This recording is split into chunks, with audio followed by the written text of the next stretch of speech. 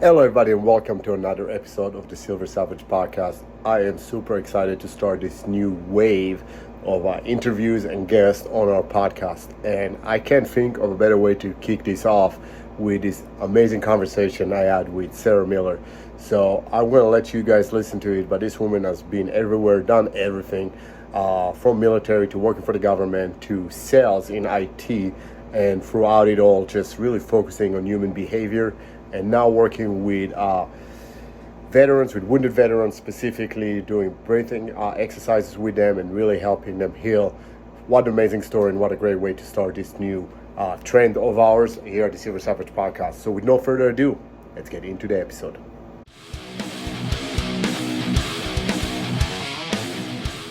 I lived up in like the DMV area on the Arlington side and on the Maryland side for about 5 years. But yeah, the military and the government has hopped me around everywhere. And now I'm out here on my own accord. So it's great. Awesome. Cool. Lovely. So let's get this rolling. Do Yeah. you mind sharing a little bit about your background, where you come from, what you do, what you did? Yeah. Oh man, that is a lengthy. Can you just settle in because we're going to be here for a while? Fasten your seatbelt. Cup of coffee, we're good to go. Oh, good. I got my coffee cup too, and I made sure that I had like a non-offensive cup. I got on with a customer earlier, and it had a squirrel on, and it said "nature speed bumps," and it turned out the customer did not like that. So I'm like, I need to have a non-offensive mug. Mine Yeah. has So the Maker's Mark logo. I hope you're okay with yes. that. I can't start drinking this early, so I have coffee in my Maker's Mark cup. Coffee. You just pretend. Yeah. So I'm Sarah Miller. I'm originally from California. I'm an Army veteran. Hold on. What part of California? Northern California. Well, there's going to be a constant theme here. I've moved a lot. I was born in Southern California in Long Beach, and then I grew up north in Sonoma County, Santa Rosa. We're known for wine. It's the only thing I know about Sonoma County. That's pretty much everything's like, people ask, what else are you guys known for? It's just wine. Okay. Wine and beautiful trees. So wonderful. Yeah. And then I joined the Army at a ripe age of 18. I was actually I was getting ready to swear in for the military when the first plane hit on 9/11. And all of a sudden they locked down this building and I had no idea what was going on. And this was just a whole new experience. At first we thought maybe this is like a role-playing thing where we have to learn how to take really aggressive commands, and then quickly realized, no, it wasn't a joke. And so hold on, let me stop you for a second there, because you're from California, which is not known for a high enlistment rate to begin with. And then you joined as a female at 18 before 9/11, because I would say after 9/11, maybe some more patriotism and whatnot. What got you to want to join the military? Oh man, that's a great question. If I can be completely honest, I wanted to find a sense of being proud of myself. And it wasn't that life had been easy. I mean, I have a crazy background, super sick as a kid, deaf, homeless, like it was a mess. But long story short, things just kind of happened. I got good grades naturally. Sports came easily. I got elected into student government relatively easily. And I just felt like there has to be something more. There has to be something in my life that I'm going to have to go after. I'm going to have no idea if I'm going to pass or fail this. Nobody else is going to be able to help me get through this except for myself. And I want to go do this thing and see if I can make it happen. And so I went on this little research study of trying to find different things. Maybe as a first step, I should have tried to summit Everest or something. Who knows? But I decided the military. I'm like, at the time, like, I have no idea. I had no idea if I was going to pass or fail. My parents, they are super patriotic, but at the time they're like, we're not letting our baby girl join the military. Like, you have a 4.0, you can go to college. So it took a while. I was very adamant that while I wanted to join the military, I wanted to make sure I had my dad's blessing in order to do that. So I spent a lot of time researching and assuring him that, like, this is going to be a few years out of my life, but it's going to open up doors for me later on. And I think this is going to be a really good experience for me. And in the end, they said, okay, and let me go. Okay. I want to circle back to this idea, knowing a little bit about what you do now. And I'm curious, you don't have to answer now, if you ever regretted that decision. We can I give you Okay, we'll circle back. I don't want to give you a spoiler alert that if you don't want one, but we can circle back. You can give me a spoiler alert. That's fine. Spoiler alert, zero regrets. And I have had people question that. They're like, after everything you've been through and all of these experiences, to this day, I still think that joining the military was the best decision of my life. And it put me in some very difficult places, some very dark places, some places that I would not wish on anybody. It has left me with baggage that, all these years later, I'm still trying to unpack. But it taught me so much about myself in such a very real way that I don't think any other experience would have taught me. When I joined the Army, I was, this think about like a valley girl. I was an 18-year-old valley girl. Nothing was serious. And it was just like, and so the military showed me that I'm so much more than that. And I can do very, very hard things. And knowing that, and I think that's one thing that people who haven't been in the military, they sell themselves short because they don't realize that our bodies are able to do so much more than we think, our minds and our physical body. And when we get into situations where we really press and push ourselves, whether that is summiting a mountain or and I've summited mountains, or if that's running a marathon, whatever it is, we can do extremely difficult things when we allow ourselves to get into the right mindset and push through. And the military taught me that. So 100%. So I'll chime in. I can very much relate to that. Also growing up, middle upper class in northern Tel Aviv, so on the beach. So think the Israel equivalent of Miami. And in Israel, military service is mandatory. So I knew I had to go, but I was the overweight, spoiled kid, spoon-fed everything from the day I was born. And I attribute, again, and I agree with you, all the dark places that it took me as well. But with that, I attribute everything that I have and I am today to my experience in the military. I wouldn't change that in the world. So I was curious about that. Because I know you went to some dark places just from the little bit that you and I chatted about. And obviously, we're going to go a little more into that in a little bit. So you joined the military. What you do in the military? I was an interrogator. Stop. Which, let me tell you, people meet me and they're like, no way. And I'm like, oh no, this right here, this is like the sweet mom, sister, like we're good. It's a whole different beast when you're in an interrogation booth dealing with the things that you have to discuss in an interrogation booth. And again, another thing that the military taught me, where I can be and do what it is that I put my mind to when I really dedicate myself. And I loved interrogation. I loved the psyche of it. I loved understanding. I also loved getting to know people. And this might sound a little strange because oftentimes people think of interrogations as only this very harsh thing, but we come in contact with a lot of people. And so getting to meet, while I was forced to meet the bad, but also the good, and seeing the good of people and the good in humanity, even though we're all in a shitty situation. And so it was a really neat experience. It was also a very fulfilling experience where, every day woke up with a sense of purpose and really having a feeling that my work was making a difference, which is something I struggled with when I got out of the military. Like, okay, now I'm just making corporations more money. Like, does this have what is the purpose? And then seeing people, and I still struggle with this today, I see people who get so spun up and so angry about things and so frustrated about a slideshow and their detail isn't just right, or a deal isn't going to go through. And I get that these things are important, but we always have to stop and remind ourselves, like, guys, on this side, in the civilian sector, and I know a lot of your audience is still in either military or law enforcement, but in the civilian side, we're not saving lives. I am not a heart surgeon and I am not in the military anymore. So nothing I do should get me to that level of upset, because nobody is going to die tonight if we don't get this deal through. Like, it sucks, but we can move on. And perspective is different, isn't it? The perspective is just totally different. Or it's funny, people be like, oh, you must be so nervous that we're going to have to go in and, brief a CEO of this Fortune 100 company. And I'm like, no, I'd be nervous if this is a general making a wartime decision. But no, this is just a guy who's learning more about something that's going to have an impact in his company, but this isn't going to change our situation in the Middle East or whatever it might be. So it definitely helps have that kind of perspective. Right. It's interesting about interrogation also. talking to people, and I've never done interrogation. I was the one that would bring the people to you to interrogate. Yeah. So sometimes I would sit in on some, but it certainly wasn't my job. And it takes such a unique personality to be able to do it.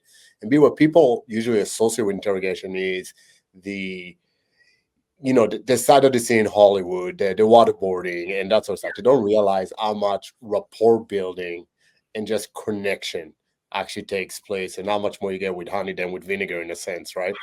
And Yeah. that makes it difficult at times. And I think those were sometimes the most difficult because it's easy, especially when you're in that situation and you're angry and lives are being lost and you're away from home already. It's super hot. Like there's a million reasons to be angry. And so it's easy to go to that elevated place of anger. But when you have to strip that all down and try to come from a place of, even if it's acting, love and compassion and understanding and relating to people who are sitting on the other side of you, that can be really, ugh, that can be really gross sometimes, but it can also be highly, highly effective. And I will say, some people, and I don't know, you can edit this out, but in terms of women in the interrogation booth, sometimes people think like, oh, well, women just come up and do this sexy up approach or whatever. And it's like, no. But when I can come in and somebody can see me as their daughter or as their sister or as their wife in a non-sexual way, but like as a life partner, that is almost disarming. If you think about you taking these guys off the battlefield and bring them in, and now they're with somebody who has empathy and has some compassion and is giving some of those maternal instincts, and it can be very, very successful. So I'm sure it could. I also saw it play the other way around because culturally, obviously, assuming you dealt with a very specific sector of the population, and not putting a female in a room with a man would be almost like a stab in the back a little bit, right? But that also has an effect. That definitely does have effect when you are from an understanding of where women should be in society, and then a woman comes in as is suddenly in control of everything. That is very, I would assume, off-putting. So yeah, it can work either way. Cool. So you did that for how many years? I was active Army for 5 years, and then I went and I actually taught at the military's interrogation school in Arizona for a few years. Oh, very cool. Yeah, that was really cool. And then moved to Washington, D.C., spent about 8 years as an Army civilian. I spent 5 years in the Pentagon doing policy and staff work. And it was an incredible experience. Took me all over the world, places I don't want to see again. But it was neat. It was all an experience and leading me to who I am today. Awesome. You went to school in Maryland. Yes, University of Maryland for my undergrad and my grad work. So my undergrad's in psychology, which is kind of a funny story. It was in criminology, and then I was in Iraq and started talking to a psychologist on base, just trying to understand some of the things that I was seeing and trying to work through how to work with people better in some of these situations and to better understand the mind. And so I was reading all of these books to better understand people's minds. And she was like, Sarah, why are you spending all this time getting a criminology major when you're spending all of your time and your passion is understanding the mind? She's like, why don't you switch your major? And I was like, oh, I never thought about that. Yeah. So I have a psychology undergrad, and then my graduate work, I have a master's in management specialized in Homeland Security. So. And now you do sales. Now, it has been, I told you to buckle up. It's been a journey. Yeah. So from kind of a knowledge perspective, my skill set is in security and risk, physical security, cybersecurity. That has kind of led me to this crazy journey where I was a cyber risk practitioner for a number of years with Deloitte, also spent some time with the government doing that sort of thing. And now what I do is I work for a software company that helps organizations implement cyber practices, risk practices, but I come from kind of the technical background. So I support the sales team. So I'm not a sales rep. I support a sales rep and help kind of bridge the gap between the technical components and what the business users are going to look like. Very different than an interrogation booth, I'll tell you that. It is. But I was about to say that your I guess, academic degrees have nothing to do with your job, but I guess they do now that you put it in that context. I mean, you have to know psychology in order to be efficient at it. And obviously, its security element is still part of it. Yeah, it all ties in various degrees. But I think psychology is really a good thing for anyone to understand. Anytime we're learning how to communicate better and to build interpersonal relations, having a psychology degree doesn't, having that training at least does not hurt. So I don't know. I took abnormal psych in college, and I was able to relate to too much of it. And I'm like, I don't know if I want to do this. when you find yourself like shaking your head, you're like, oh Yeah, yeah, that's a yeah, problem. that could be a little scary. But no, abnormal psych was probably one of my like most favorite topics. But yeah, it's been a very interesting road, and it's neat. I'll meet people now who are very young in their career, straight out of college or even college interns, and I'm like, how did you get to where you are? Like, what is this pathway? Where do I need to train? How do I get there? And I'm like, honestly, I have no way. It was like the military and then here and then here and then bing, bing, bing, bing, bing. It's like been a game of ping pong, but it's been amazing. So But when you connect the dots backwards, it's amazing how everything makes sense. And I said that oftentimes to my coaching clients. It's hard to plot forward, but when you look backwards, you can see that the road was always there. oh yeah. Looking back, everything led to the next thing. But Yeah. had I been 18, especially 18 joining the military, thinking, well, someday I'm going to be sitting here, in these high level conversations talking about software. Like, no, I wouldn't have seen it. Now it's like, okay, yeah, this skill built on that, built on that, built on the relationships, built on the network that you make. And yeah. Yeah. We had this conversation a couple of days ago with a few of our people that I work with, and we're talking about mandatory service. And how I said I think everybody should serve, even if it's just for 6 months, and for no Yep. other reason, to give them a little bit of respect and a little bit of discipline. But from a skill set standpoint, everybody walks away with a profession. It can be a mechanical, technical, whatever it is, right? And but it's something that they can then build on in the civilian life, which right now I feel a lot of society is lacking Yeah. because there's a lot of the issues we have. Yep.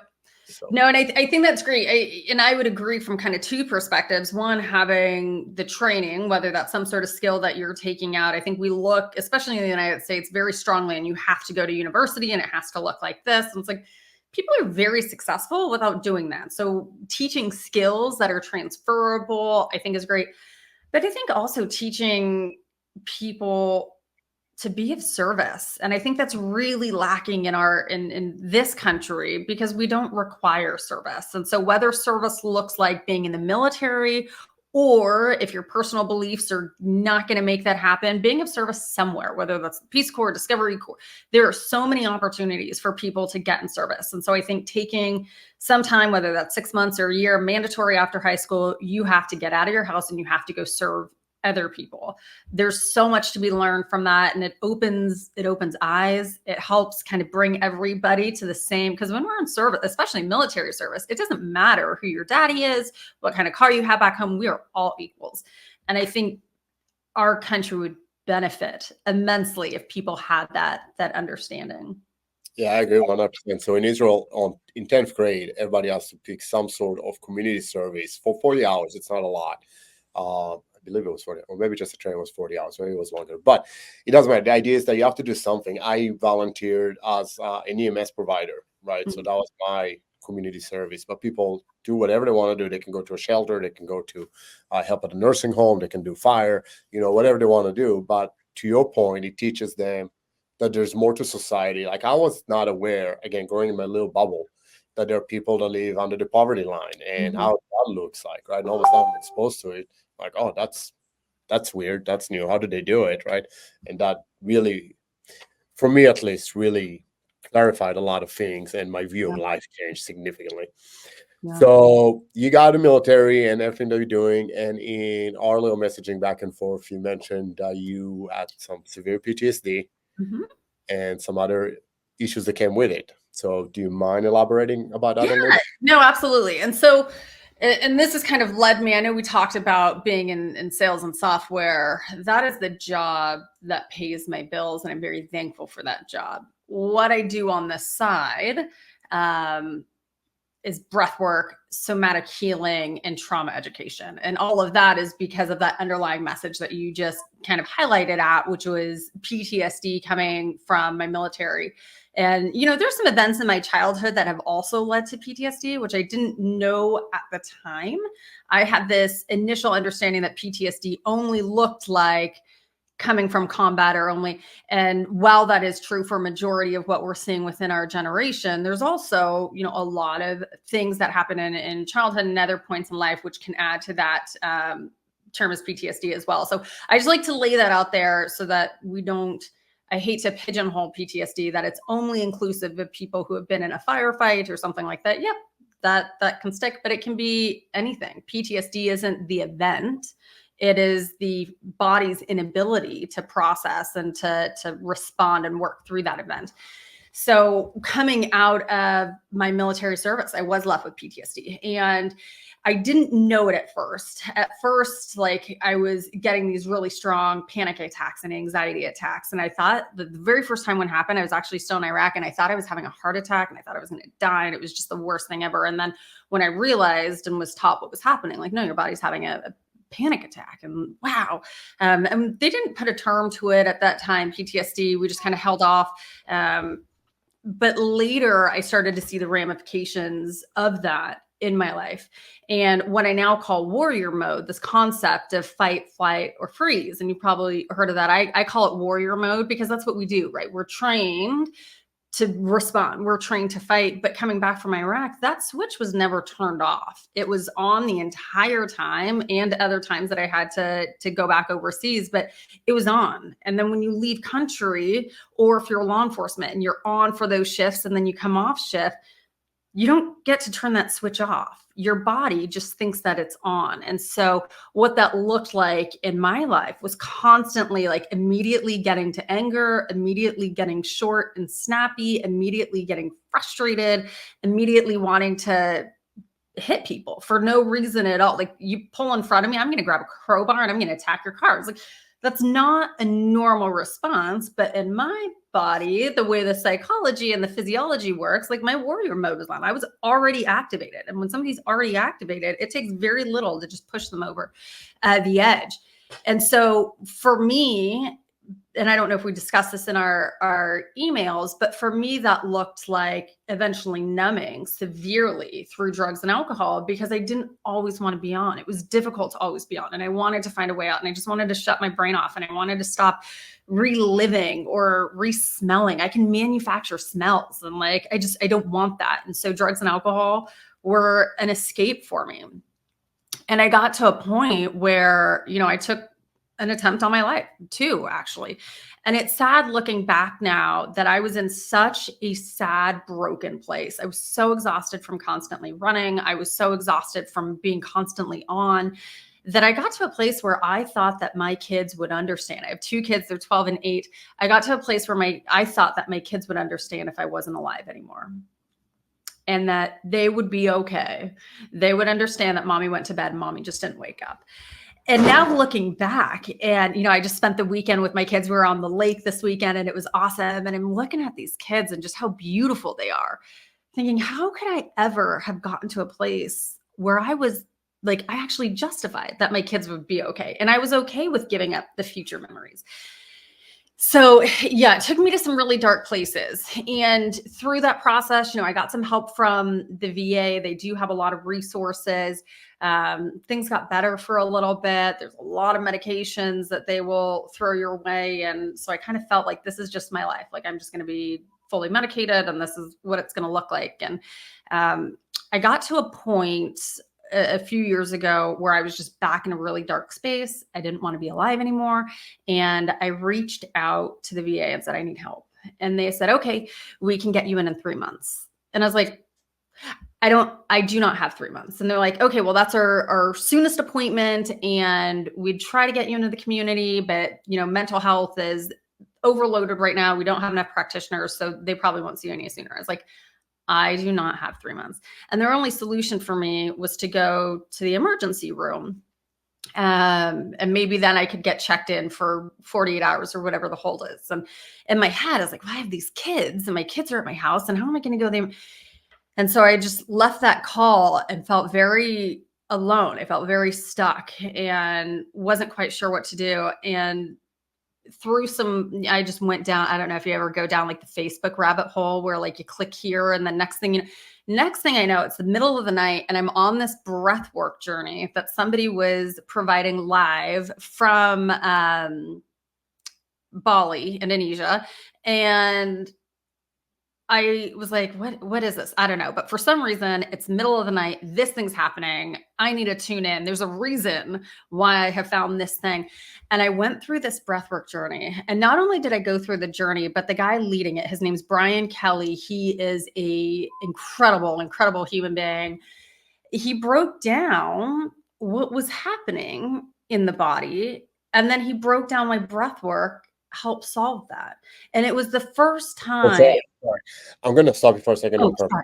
because I really want to talk about breathwork. But Mhm. before you do, I don't want to leave the conversation about dealing with the PTSD when you first dealt with it. Is that okay? Yeah.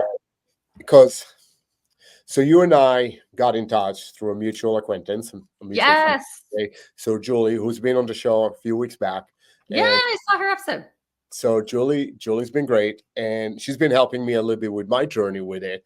Good. And I always said I have not suffered PTSD, or at least not to the extent that is traditionally thought of PTSD.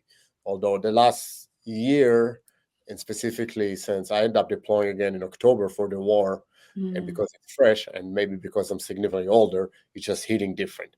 Yeah. But I find, or let me ask you this, because you find yourself in a dark hole, but there's not a lot of people you can call on or pull on. So what are some advices that you would give now to somebody that finds themselves hard in that hole? Maybe they have kids, maybe they don't. The VA is not helpful. What can they do? We're going to talk about breathwork in a second, but what is some Yeah. advice that you would give to somebody?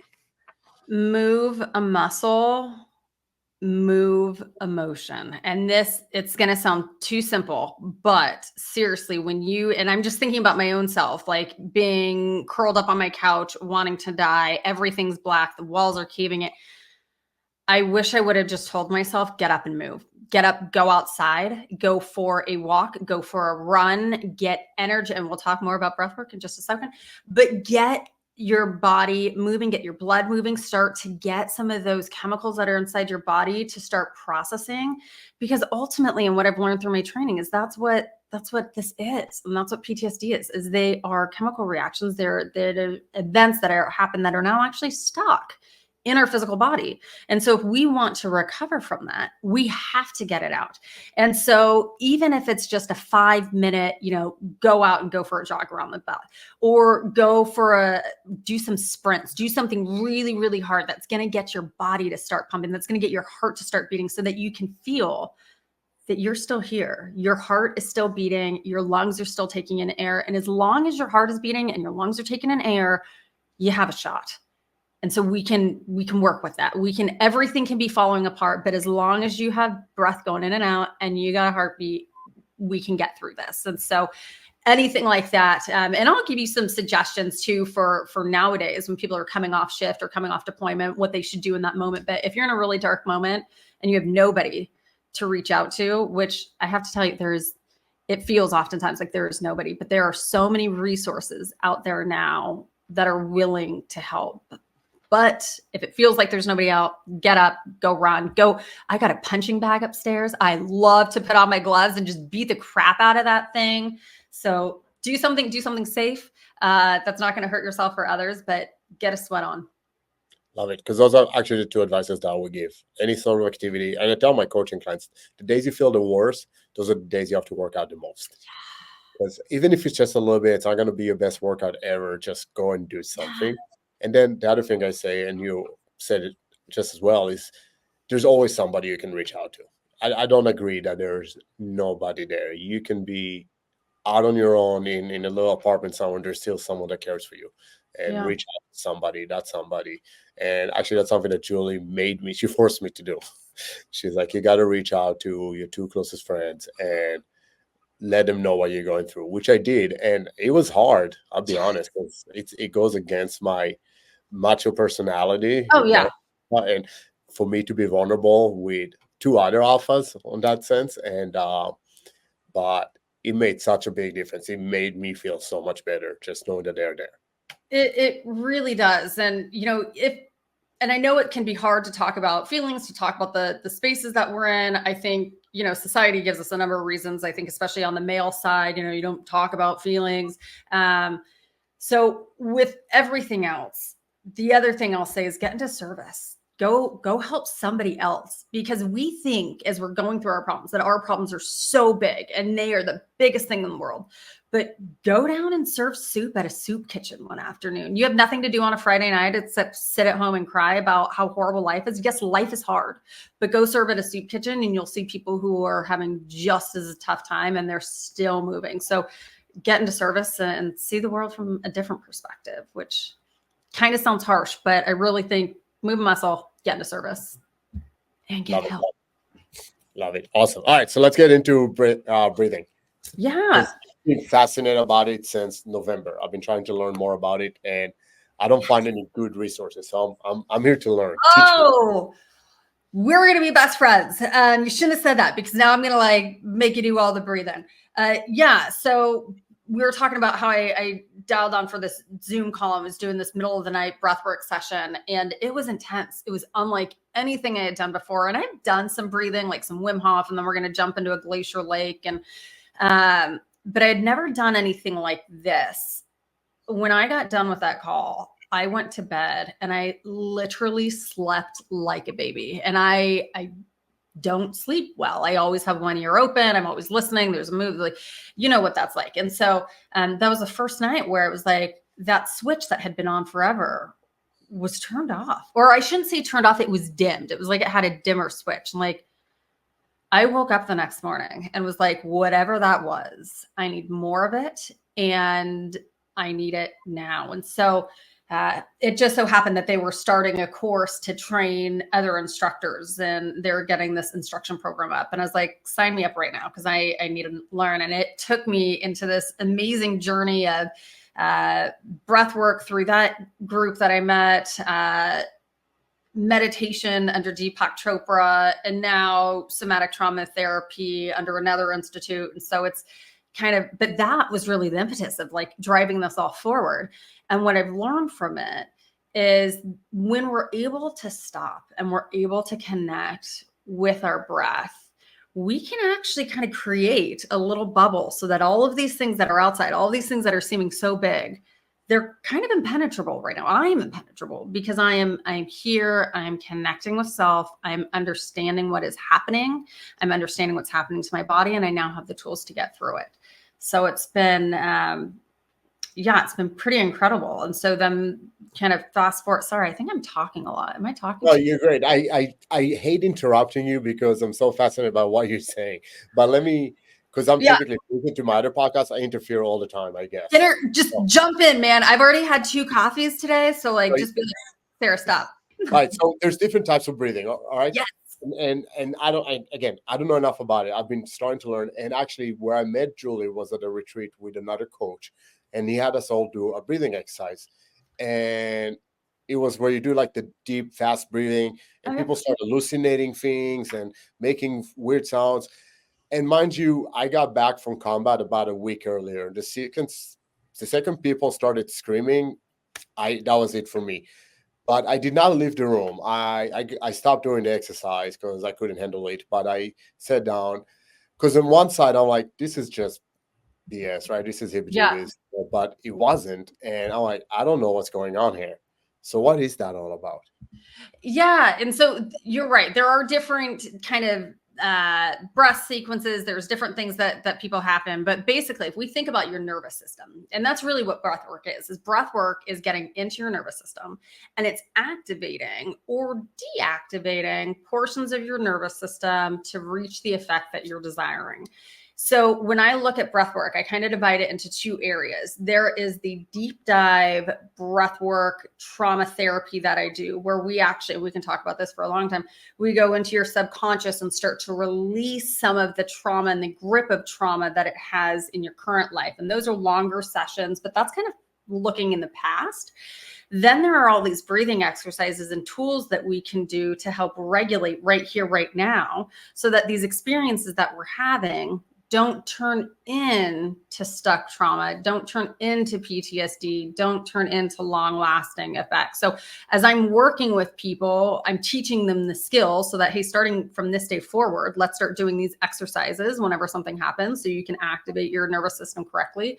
But at the same time, we'll start to do some of those longer journeys where we can dive in and start to unpack some of that stuff that's already been stuck, because trauma gets stuck in your body at a cellular level. And until we unstick it, it's just going to stay there. So it's some pretty powerful stuff. And I wouldn't be so passionate about it if I hadn't done it myself, but also having taken it to other people. And so now I have a nonprofit that brings this to veterans. And on my board is an Army Ranger. And the first time he did this, he was like, he came out of one of these experiences and was just like mesmerized. And I've worked with some of our special forces guys out in Bragg, and same thing. They come out of this and like, and the seeing and the doing it is really the believing. And once people do it, it's incredible.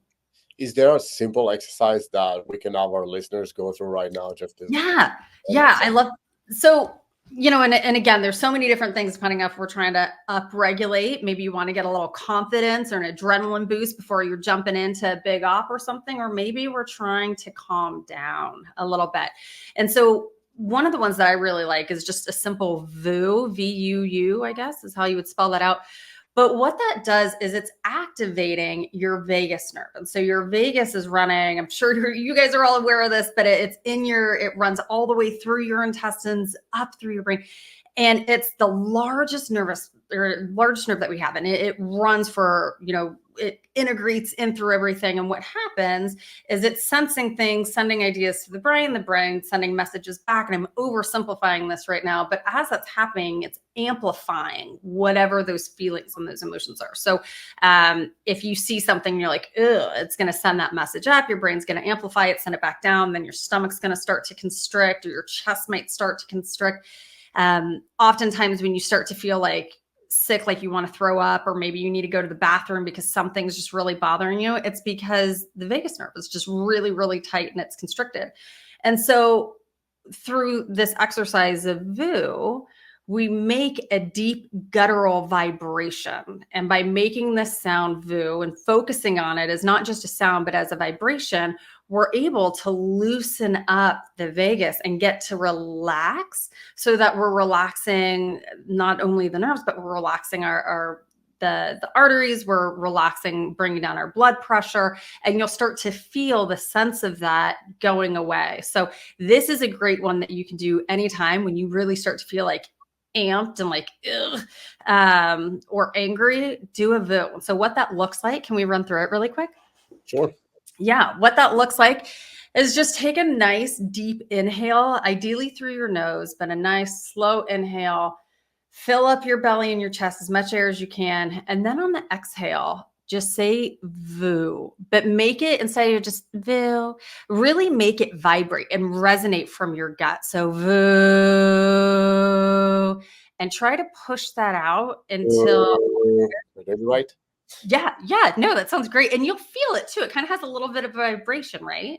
Yeah, vibrating like.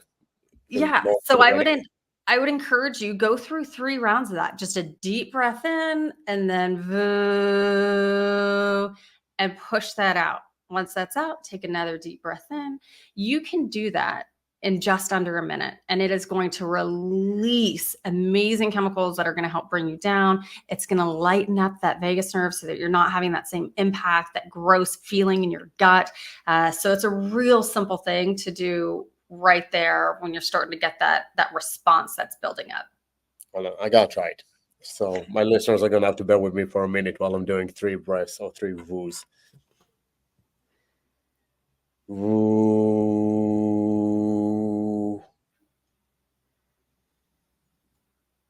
Woo.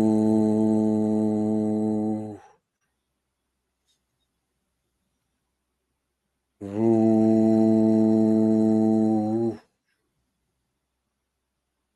I almost feel like a rush going into my head right now.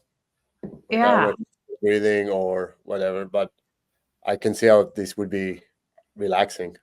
I can Yeah. almost can't do it without closing my eyes either. Like I feel like I have to close my eyes, almost like I'm meditating.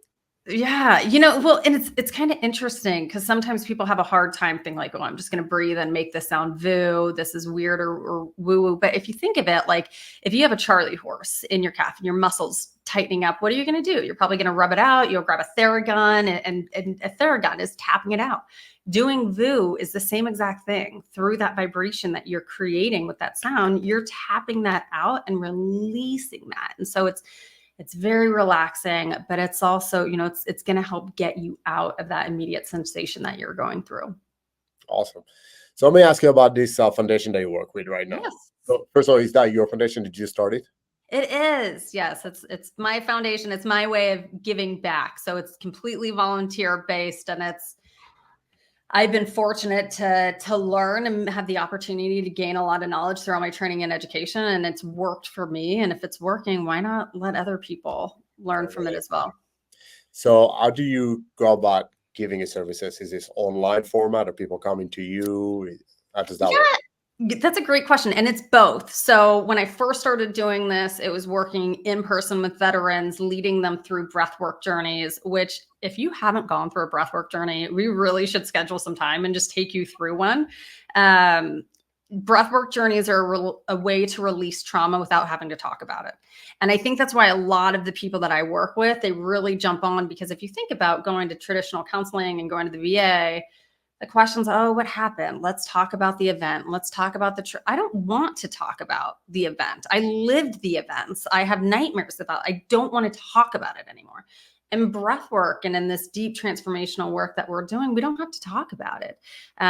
We get to just heal from it. So I like to tell people, when you're tired of talking and you're ready to heal, call me. And so it can be done in person.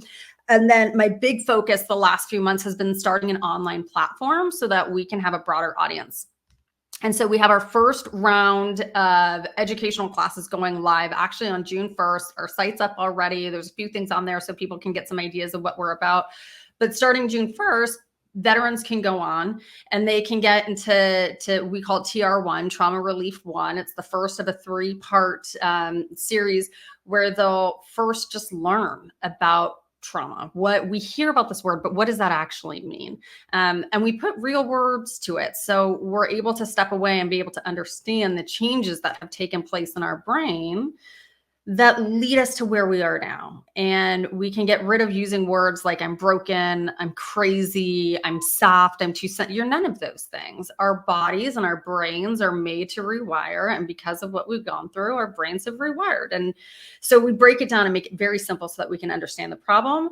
And then we jump into the solution. And the solution is leading them through breathwork journeys to start to release the grips of PTSD and start to replace that with feelings of self-worth, of feelings of hope, of feeling that you have a purpose. And so as we eliminate this negative stuff that we've just been carrying around and we're making room in our internal side, we're then refilling it with thoughts. And they're not just thoughts, guys. These are real things that we all have a purpose for being here. If we didn't have a purpose, we wouldn't still be here.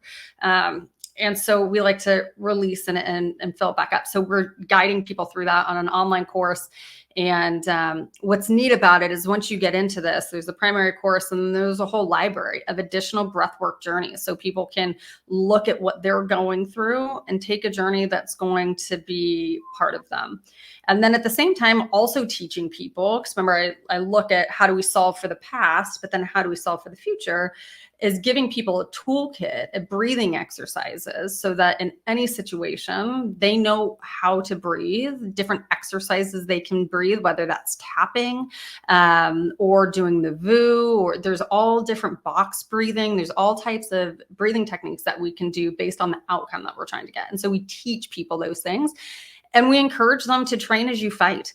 I like to say, I don't know if they have this in your military, but sports, which is like the silly acronym for, when your weapon gets jammed and what do you do? And so you slap up on, and so you do all these things. Well, this toolkit is just like sports, and it is about training. And we're going to train and train and train and train, because just like you don't want to get into a firefight to then figure out how do I unjam my weapon, We don't want to get into a high anxiety position where we're having a panic attack or we're ready to rage punch somebody, something's happening before we figure out, wait, how do I breathe to get out of this? And it's like, yeah, we'll teach you. It becomes muscle memory. And that way, when you start to feel your body coming up, this is what's happening. My body's coming up. I'm about to release a lot of rage. What is the breathing technique that I need to do so that I'm not throwing a can of green beans at somebody in the supermarket, crashing into whatever it is? And there is a breathing technique for all of those situations. So it's pretty powerful stuff.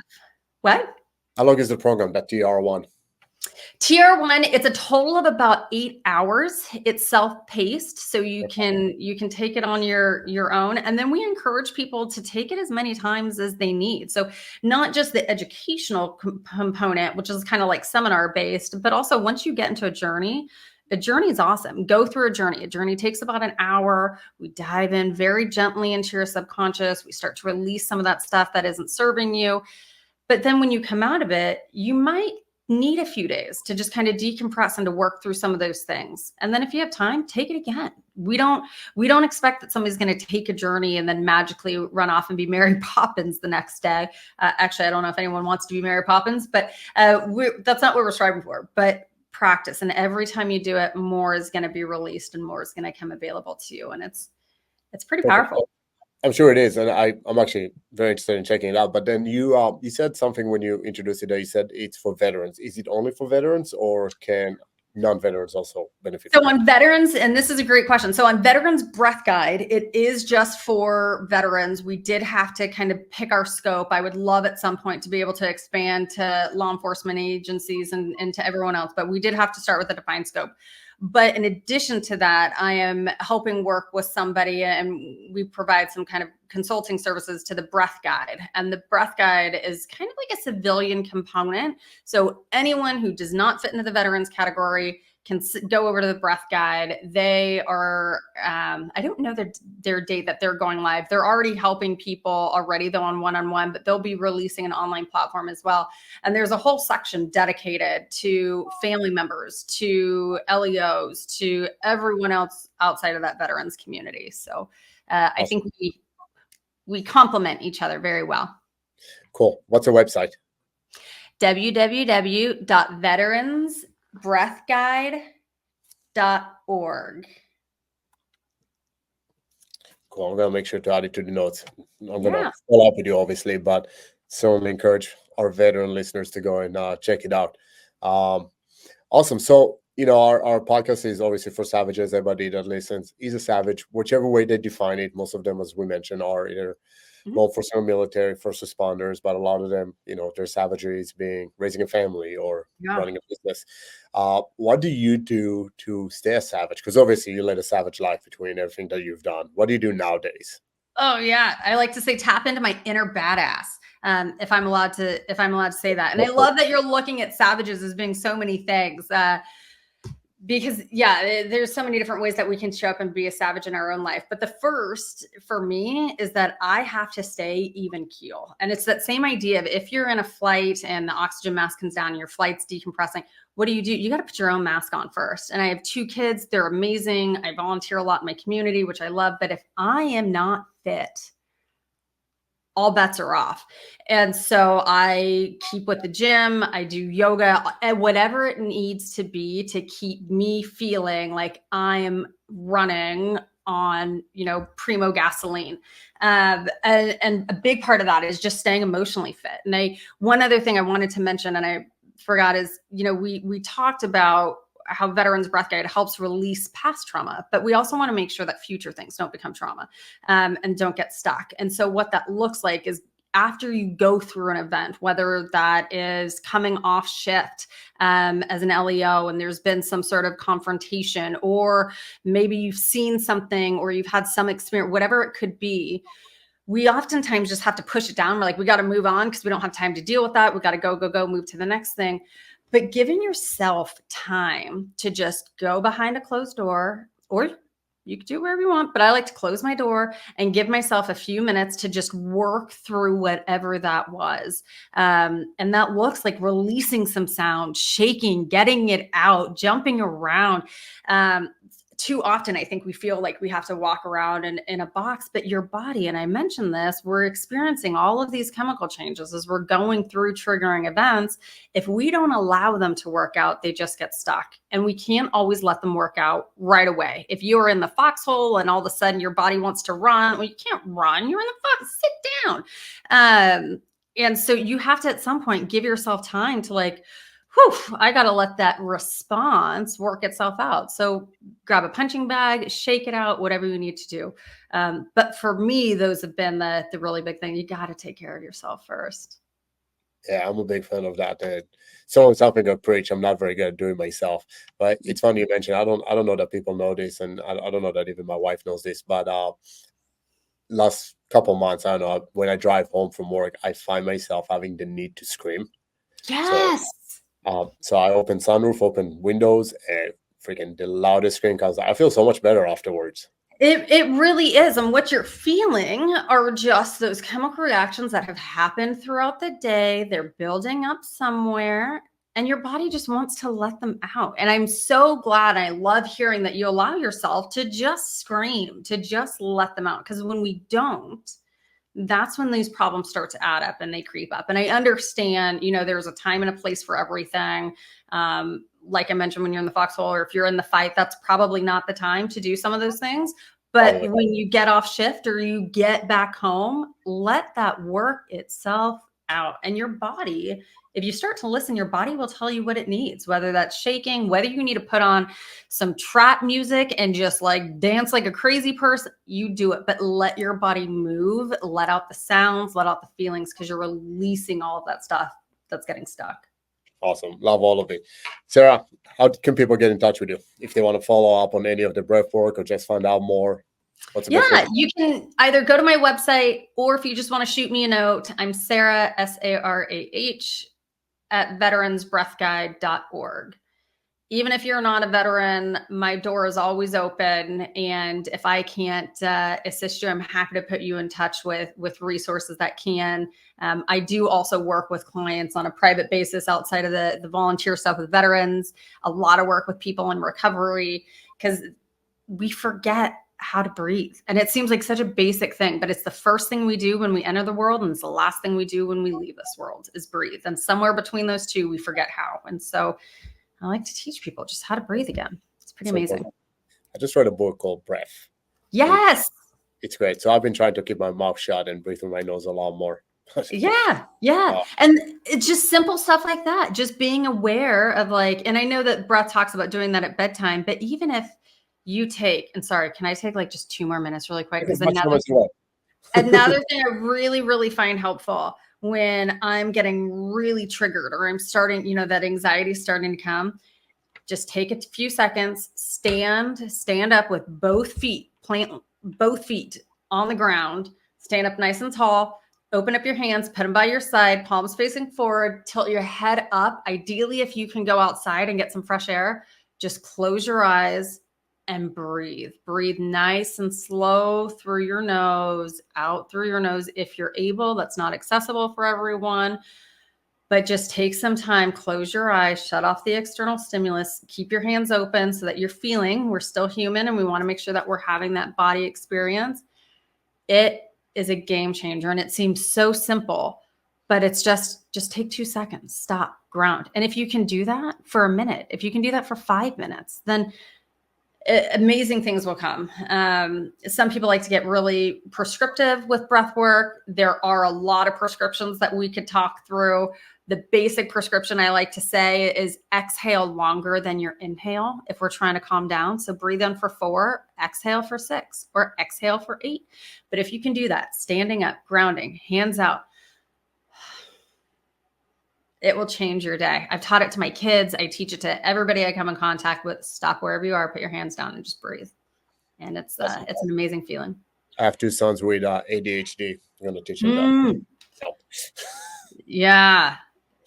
Awesome. Well, Sarah, thank you so much. This was fascinating. I have a feeling that we're going to have a lot of follow-up questions later on, and maybe at some point we can do a follow-up podcast. But I truly appreciate your time and sharing all this information with our listeners. So thank you so much for coming.